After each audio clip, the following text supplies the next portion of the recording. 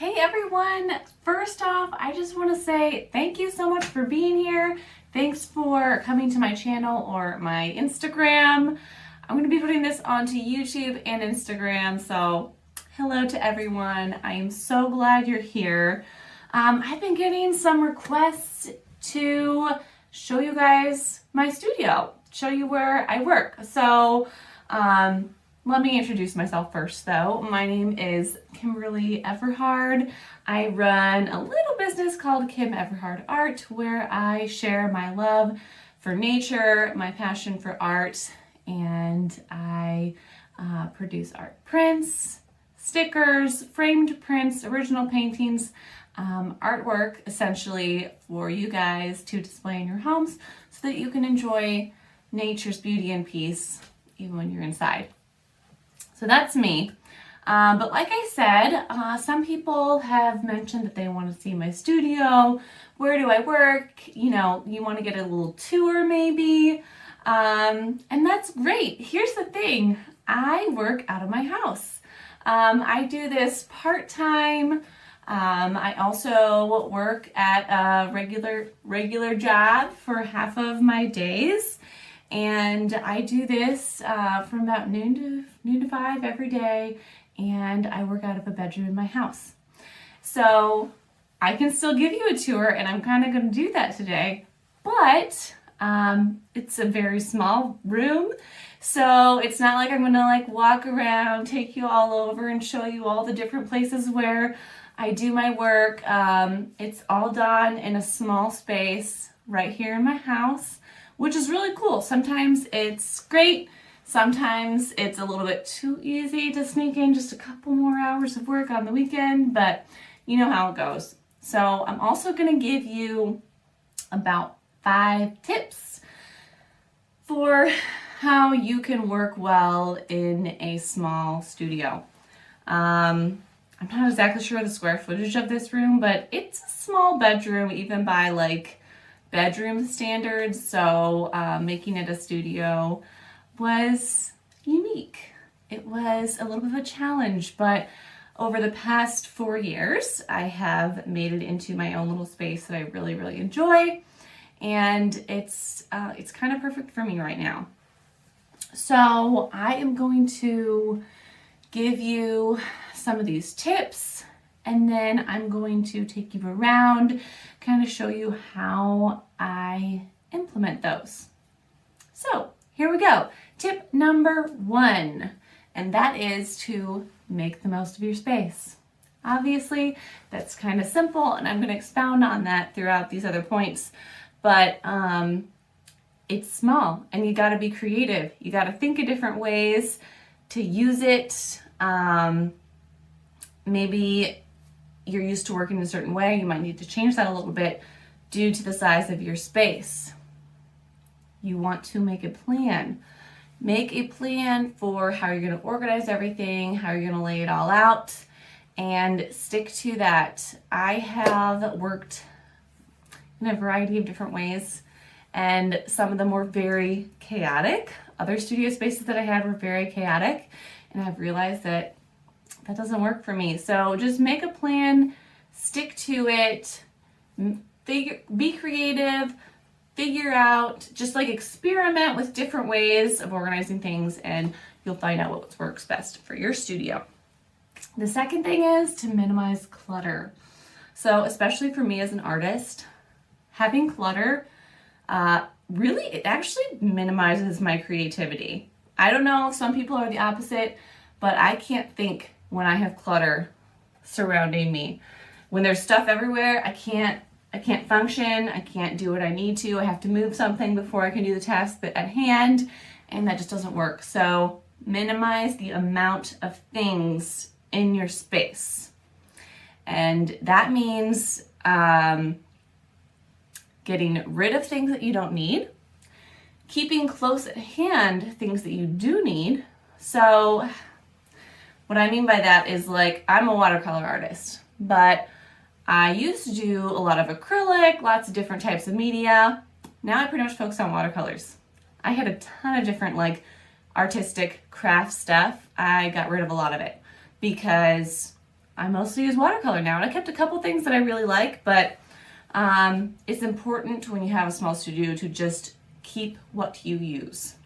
And if there are things that you use rarely, you could take those things, put them in a box, put them in a different room, maybe your basement. That's what I do. I put some things in the basement that I don't use super often. And then if I want to use it, I can go down there, get it, use it, and then put it back so I don't have to deal with seeing it all the time when I'm not using it. So that was step number 2, minimize clutter. And within that, that means getting rid of things you don't need, keeping out of your space things that you don't use very often, keep close the things that you do use often. Number 3, stay organized. That is very difficult, especially if you've got several projects going on at once. But for me, it is extremely important. Like I said before, if my space is chaotic, I can't focus. So I like to keep my surfaces clear. I like to label things so that I know where they are, and I'll show you all that yet. So yeah, just stay organized. I know, it's simple, right? I mean, it's just, yeah, I don't always do it, but it is very important, and I am always happier when I do organize. Sometimes I just take the morning to organize everything before I start a new project. It's very important. So, number 4, utilize, oh wow, sorry, my voice did something weird there. Utilize drawers and shelves, things that go up because you don't have much floor space. So I have a bunch of flat drawers that hold my art supplies, a couple shelves. Utilize those things. You will love them. And then the last thing is just to be flexible. So even though the last 4 things were kind of like stay organized, follow these rules, you may need to change them every once in a while. You may need to rethink your space. Maybe you've changed your medium. Maybe you've changed what you do a little bit, your process. Just be flexible. You know, it's okay. You might need to do that. Just remember to think it out, make a new plan, and then stick to that. Don't stress about it. You get stressed out, at least I get stressed out in my studio when there's too much going on. So keep it simple, but stay flexible. And that's it for my tips. Now we're gonna go walk around or turn around my little space, and I'll show you exactly what I do in here. All right, here we go. We are entering my studio. I apologize if the camera is shaky, but I don't have fancy video equipment and I am just holding my camera. So I'm just gonna show you kind of station by station what the purposes are for these areas in my studio. So here is my desk, my computer desk. Here's the be flexible rule kind of showing right now, because I typically work with painting in a different space, but just for this project, it was going to work better for me to have my computer screen available. I am working from a photo and I want to be able to see it really well, so I'm working over here today. And the lighting was also better. So yeah, I've got a painting started here. Well, I haven't started the painting yet, but I've got a drawing. I've got a sketch laid out. And you can see my my rat's nest of cords down there. That's a little unfortunate, but I really have no better way of doing it because this is a standing desk and guys, I don't know. It's a little messy, but it works. And you know, the part up here that matters is typically very organized, and yeah, so I do all my computer work there and sometimes painting. I've got some very important tools here that I use very often. My daily planner, which always stays on my desk, so I know what I'm doing each day. I've got some framed art on the walls. Those are my new framed prints. Check them out through the link in my profile if you're interested in some framed prints. Super easy to hang on your wall. All right, over here is typically my shipping station, but right now, as you can see, got some seeds going, guys. I'm starting a garden and I'm super excited about it. But here's some shipping supplies, and then I will use this top area to put together shipments that I get from my online store. Here's my little plant area, my paint brushes, and I only keep things out like that I use really often. I don't like to see tools that I don't use. So this is my like everyday use paintbrushes that I will grab whenever I do a painting.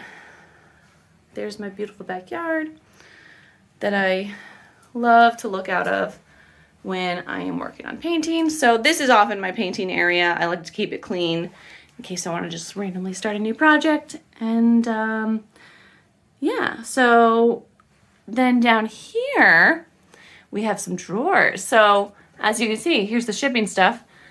There's some more shipping stuff. I like to label things, guys. All my drawers are labeled. There's an unfortunate pile of stuff down here, but I plan on moving that soon. More drawers. My giant light, which takes up a lot of space. Over here, we have... Guys, I do apologize for the cinematography here. It's not fantastic, but hopefully, you know, my point's getting across. So, right here you see my printer and a bunch of drawers. So that is the Canon Pixma Pro 100, which I would recommend. It's great. I have two of them.